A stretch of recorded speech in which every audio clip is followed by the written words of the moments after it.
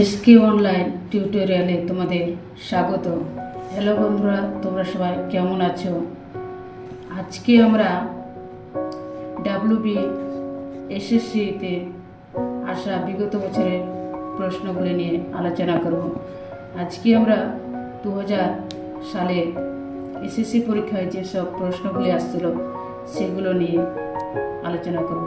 তো চলো, প্রাচীন চর্যা গানগুলি কারা রচনা করেছিল? চর্যাপদের দুজন পদকর্তার নাম লেখন। বৌদ্ধ সহজিয়া সাধকরা চর্যা গানগুলি রচনা করেছিলেন। চর্যাপদের দুজন পদকর্তা হলেন কাহ্নপাদ, লুইপাদ। দুহু করে দুহু কান্দে বিচ্ছেদ ভাবিয়া পংক্তিটি কার লেখা? পংক্তিটি বৈষ্ণব পদকর্তা চণ্ডীদাসের লেখা। খুল্লনা ও লহনা কাহিনী কোন কাব্যে আছে? ওই কাব্যের অন্তর্গত দুটি প্রধান পুরুষ চরিত্রের উল্লেখ করুন। খুল্লনা ও লহনা চণ্ডীমঙ্গল কাব্যের বণিক খণ্ডের চরিত্র। ওই কাব্যের অন্তর্গত দুটি প্রধান পুরুষ চরিত্র হল কালকেতু ও ধনপতি। মহারাজ কৃষ্ণচন্দ্রের রাজসভায় কোন শাক্ত পদকর্তা পৃষ্ঠপোষকতা লাভ করেছিলেন? তিনি কোন সময়ে আবির্ভূত হন? মহারাজ কৃষ্ণচন্দ্রের রাজসভায় শাক্ত পদকর্তা রামপ্রসাদ সেন পৃষ্ঠপোষকতা লাভ করেছিলেন। তিনি অষ্টাদশ শতকে আবির্ভূত হয়েছিলেন। শ্রীকৃষ্ণ কীর্তন কাব্যটি কোথা থেকে আবিষ্কৃত হয়? এটি কোন সময়ে রচনা বলে অনুমিত হয়? শ্রীকৃষ্ণ কীর্তন কাব্যটি বাঁকুড়া জেলার দেবেন্দ্রনাথ মুখোপাধ্যায়ের গোয়ালঘরের মাচা থেকে আবিষ্কৃত হয়। এটি তুর্কি বিজয়ের পরে রচিত হয়। শ্রীকৃষ্ণ কীর্তনে মোট 13টি খণ্ড রয়েছে। সেগুলি হল জন্ম, তাম্বুল, দান, নৌকা, ভার, ছত্র, বৃন্দাবন, কালিয় দমন, বস্ত্রহরণ, হার, বান, বংশী, রাধা বিরহ। বাগধারা দুটি অর্ধচন্দ্র দেওয়া, হাড়ে বাতাস পাওয়া। অর্ধচন্দ্র দেওয়া, গলা ধাক্কা দেওয়া, হাড়ে বাতাস লাগা, স্বস্তি পাওয়া।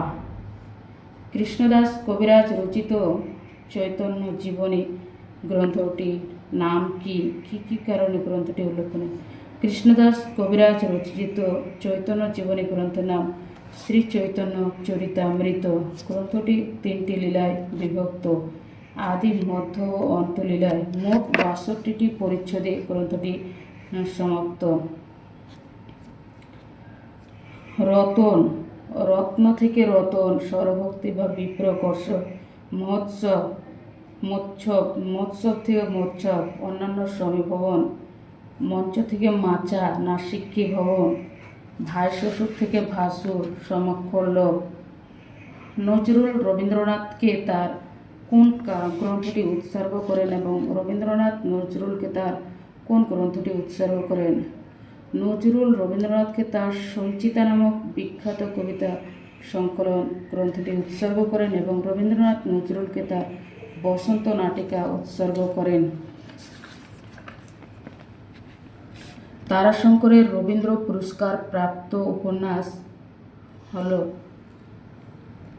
আরোগ্য নিকেতন 1953। বাংলায় মহাভারতের শ্রেষ্ঠ অনুবাদক কাশিরাম দাস। তিনি সপ্তদশ শতকের কবি। পদ্মাবতী, সতী ময়না বা লোর চন্দ্রাণী, সৈফুল মুলক বদিউজ্জামান, হপ্তপয়কার কারা কাদের উৎসাহে রচনা করেছিল? সতী ময়না বা লোর চন্দ্রাণী দৌলত কাজী আরাকান রাজ্যের সমসচিব আশরাফ খানের নির্দেশে রচনা করেন। পদ্মাবতী সৈফুল মুলক বদিউজ্জামান হপ্তপয়কার আরাকানের রাজমন্ত্রী মাখন ঠাকুরের পৃষ্ঠপোষকতায় সৈয়দ আলাওল রচনা করেন।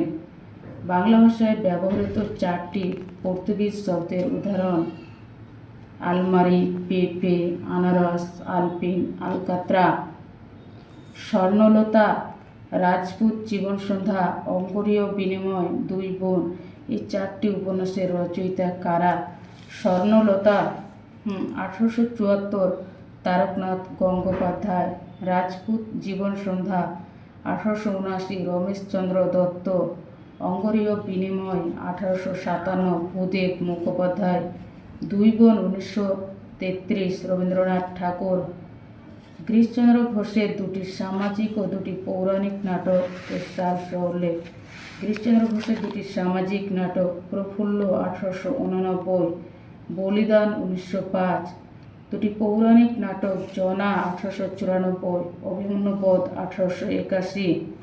মেঘনাদবধ কাব্য কবে, কটি খণ্ডে ও কটি সর্গে প্রকাশিত হয়েছিল? কাব্যটি কোন ছন্দে লেখা? মাইকেল মধুসূদন দত্তের মেঘনাদবধ কাব্য 1861 খ্রিস্টাব্দে মোট 2টি খণ্ডে ও 9টি সর্গে প্রকাশিত হয়েছিল।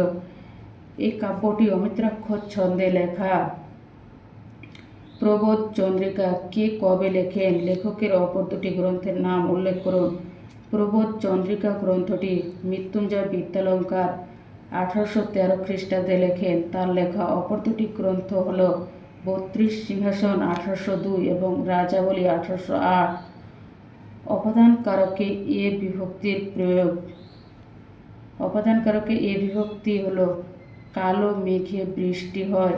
করণকারকে শূন্য বিভক্তি চাষি লাঙল দিয়ে চাষ করে। তো বন্ধুরা, এই ছিল 2000 সালে আসা এসএসসির প্রশ্ন।